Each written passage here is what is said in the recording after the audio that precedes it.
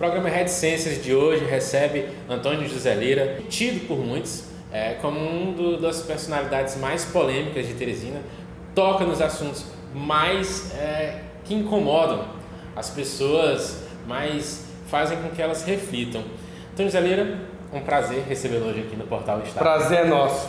Vamos com certeza ter uma das nossas melhores entrevistas aqui. Com certeza. Antônio José Lira, para começar, eu queria conhecer um pouco da sua história. De onde que veio, o que fez, o que lhe levou a chegar hoje onde o senhor está? Eu sou de Teresina, do nosso querido estado do Piauí. Estudei num colégio muito conhecido, chamado Diocesano, onde eu tive minha primeira fase de estudos. E depois eu fui estudar no sistema Pitágoras de ensino, na cidade de Belo Horizonte, no estado de Minas Gerais. Eu fazia engenharia civil. Depois eu fui conhecer uma linda cidade chamada Ouro Preto, a cidade onde tem o berço da Inconfidência Mineira. Eu fui para lá, eu saí do Piauí com 15 anos de idade. 15 anos de idade. Nesse tempo não tinha universidade no Piauí, na área de engenharia. Ou você estudava em Fortaleza, em Recife, em São Paulo, Salvador, poucos no Rio de Janeiro e muita gente em Belo Horizonte. Aí eu tive em Ouro Preto e passei na Universidade Federal de Ouro Preto para o curso de engenharia. Cursei 4 anos, tive um acidente muito sério, quase fui amputado um braço e aí voltei para Teresina. Ainda continuei cursando engenharia civil, não concluí e passei a dar aula de matemática. Dei aula na Escola Técnica Estadual, no Pré-MEN Norte, no Pré-MEN Sul e no Pré-MEN Zona Leste. E me apaixonei pela matemática. E aí eu fui convidado para ser presidente do Fundo Rural, um órgão federal. Esse órgão tinha uma fila conhecida como a fila da Rua Paissandu, onde 10 mil aposentados sofriam nessa fila. E eu já fiquei conhecido a nível nacional, recebendo um prêmio do ministro Jarba Passarinho, porque no lugar do aposentado ir receber o carnê no centro, eu que ia entregar o carnê na própria região. Aí eu implementei um sistema de entrega antecipada dos carnês. Os carnês vinham da data prévia, nesse tempo, não tinha essa tecnologia da internet. Aí ele ficava nos balcões, do dia 25 ao dia 5. Nesses 10 dias eu fiz essa entrega antecipada.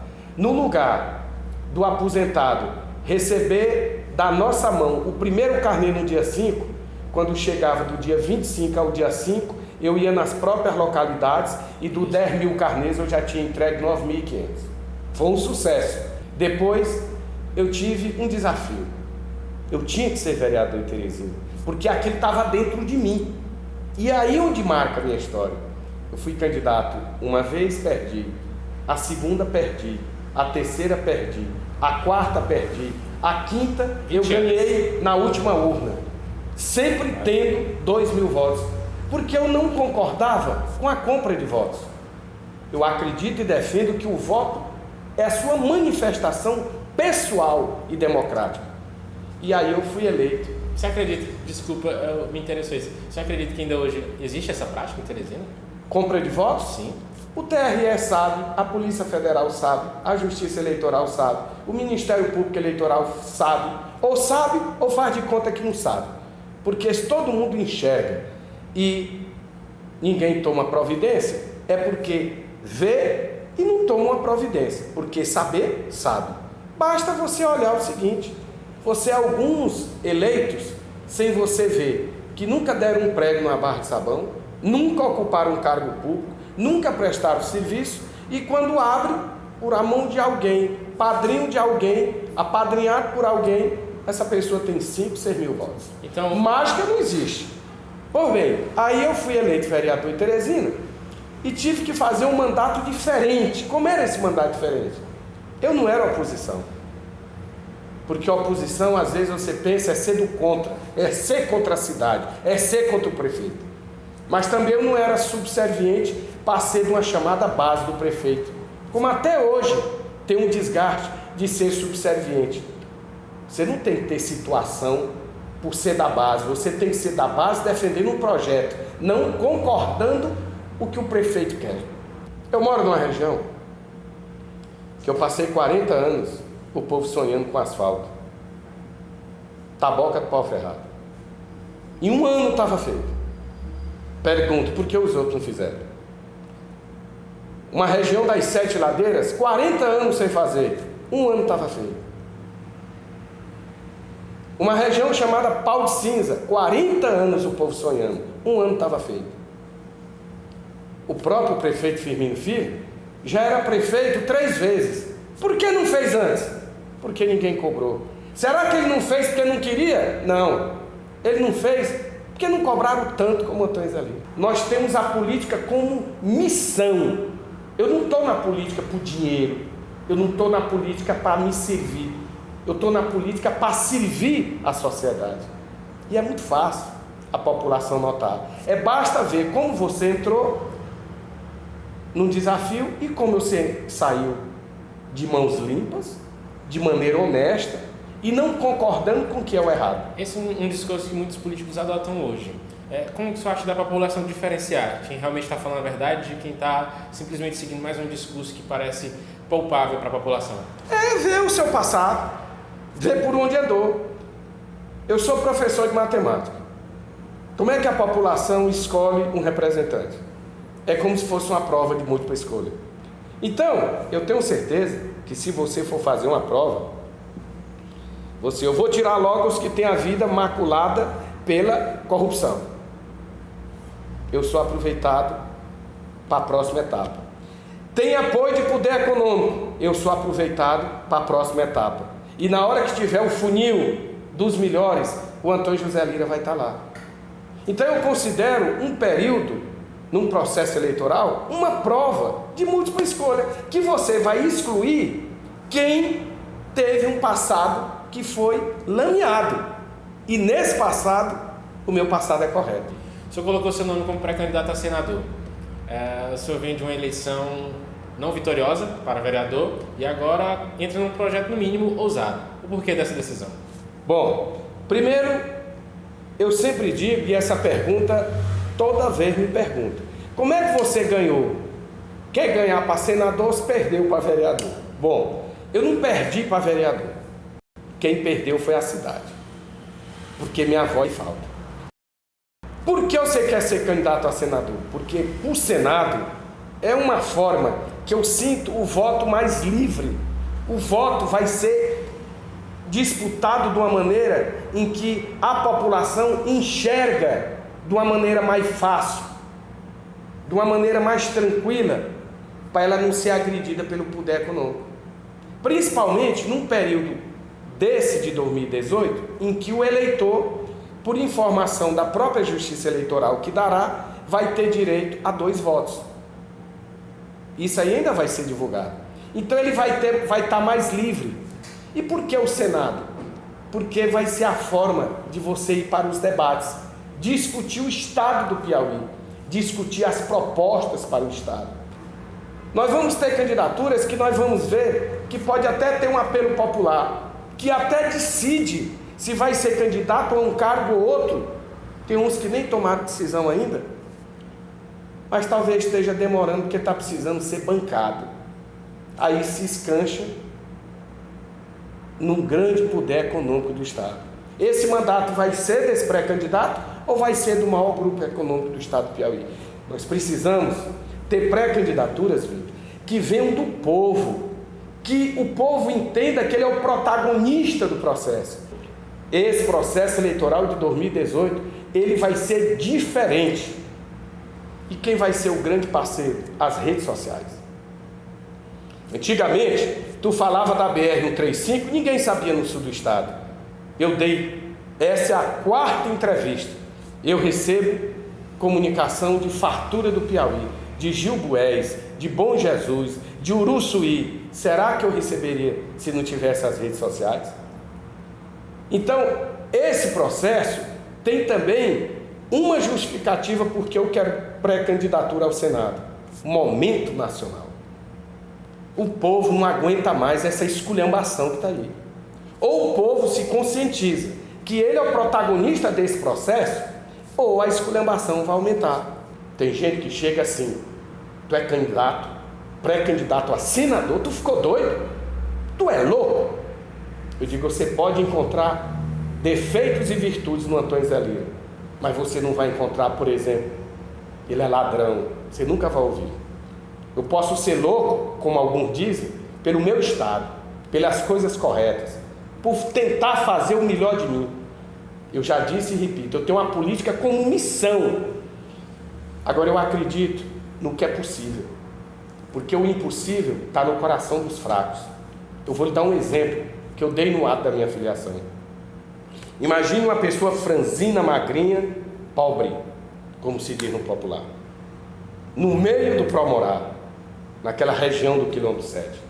E se essa pessoa 15 anos atrás dissesse assim: eu vou ser advogado, e o mangá dele, porque ele estava varrendo uma calçada para comer o pão à noite e levar para a mãe e para os irmãos. E se essa pessoa dissesse: eu vou ser vereador de Teresina? Aí que iam dizer que ele estava doido. E se ele dissesse: eu vou ser presidente da Câmara, comandante do Poder Legislativo? Aí iam dizer: pode pirar, endoidou de vez, interna no medula. Não é isso? Hoje nós temos como exemplo o presidente da Câmara, Jeová Alencar. Então, é possível o pré-candidato Antônio José Lira ser senador da República? É que vai dizer o povo. Então, quando alguns me chamam de louco, é porque eu falo a verdade. Eu às vezes brinco com alguns, que eu não sou um político profissional, que eu não sou de fazer média com A ou com B. Eu falo na lata, mas eu falo o que está dentro do coração. Eu sempre procuro na minha vida seguir os caminhos do meu coração, porque é você seguindo os caminhos do seu coração que você quer o bem das pessoas, numa sociedade em que uns têm tanto, Vitor, e outros não têm nada. Por que o Senado é mais importante de uma maneira mais direta do que a Câmara? Porque o Piauí tem 10 deputados, São Paulo tem 70, mas quando chega no Senado, cada um tem 3 votos. É aí onde é importante você ter um senador que lute.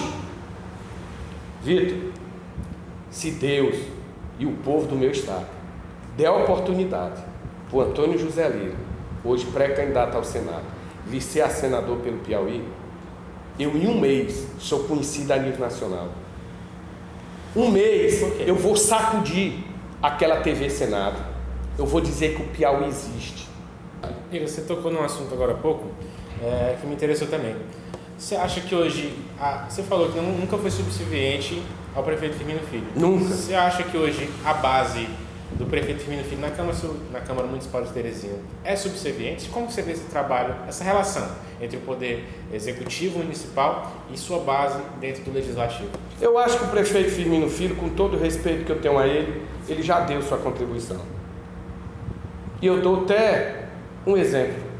Se tu vai com muita fome no mercado da Pissarra, o primeiro prato não é igual ao segundo.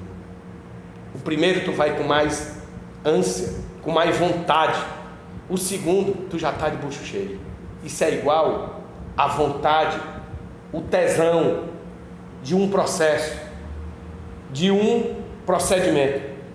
Eu acho que quem já foi prefeito uma vez, 2 vezes, 3 vezes, 4 vezes, é uma gestão cansada já. Eu vejo uma base hoje, uma base que é mesclada pelo novo e pelo antigo, com todo respeito aos colegas, os antigos, muito deles matriculados, como se diz no popular, e os antigos com a vontade de acertar, mas subservientes. Os novos, você quer dizer? Os novos com vontade de acertar. Vontade de acertar, mas subservientes, levados pelo canto da sereia de um prefeito experiente, mas um prefeito ditador. Ditador. Eu fui inclusive vítima. Foi montada uma força-tarefa que tinha como objetivo derrotar o Antônio Zé Lira. Nas eleições passadas? Nas eleições passadas. Eles minaram toda a minha base e o DEM, para fazer o coeficiente, eles tiraram 13 candidatos do DEM nos últimos dias das eleições. porque eles sabiam que eu ia ser o mais votado, e fui o mais votado, inclusive com votos superior a uns 5, 7 vereadores eleitos. Aí quando foi no dia que eu perdi a eleição, no dia seguinte, quando todo mundo pensava que eu ia estar chorando, me lamentando, eu fui para a Câmara Municipal e agradeci Teresina pela oportunidade. E disse, me lembro como se fosse hoje, eu ainda tenho uma missão. Teresina, o estado do Piauí ainda precisa de mim.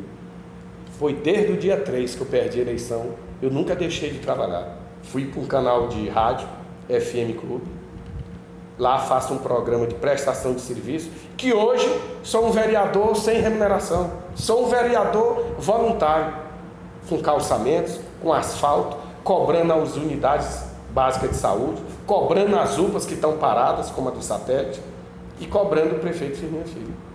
Então, resumindo, hoje nós temos um prefeito perdido, uma gestão cansada, mas nós temos um lado bom, nós temos um legislativo forte. Era isso que eu ia falar. Mesmo uma base enganada, hoje nós podemos dizer que temos um presidente.